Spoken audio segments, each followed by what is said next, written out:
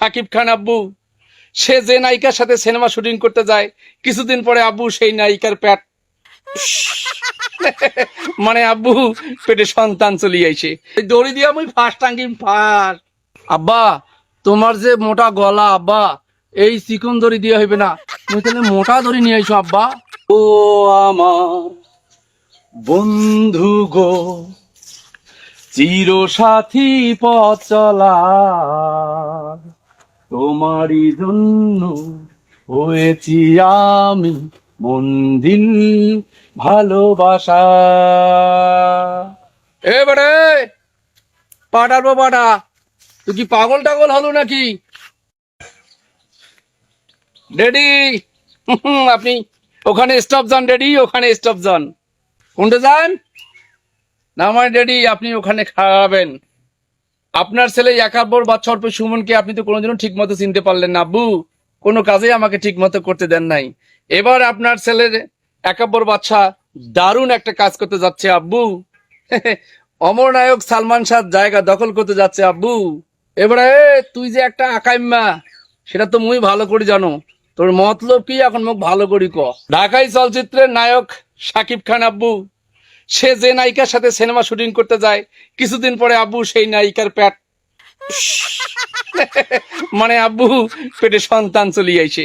এই জন্য সকল নায়িকাগুলো অনশন করছে আব্বু এই শাকিব খানের সাথে আর সিনেমা করবে না।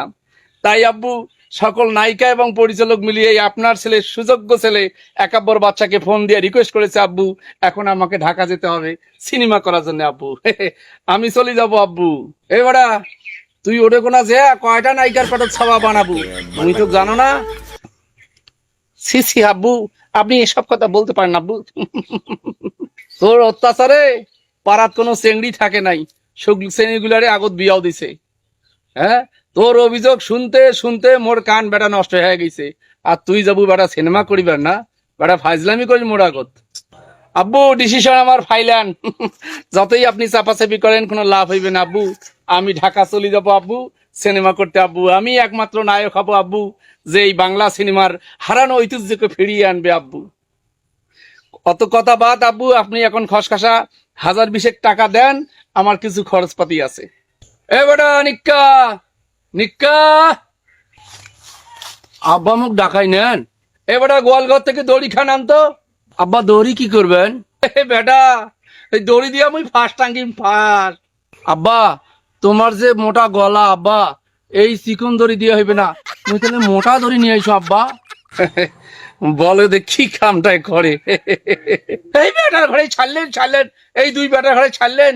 আল্লাহ আল্লাহ তুই এই দুইটা মুখ কি দিছিস আল্লাহ, একটা বলদের বলদ আর একটা চালাকে চালাক আল্লাহ।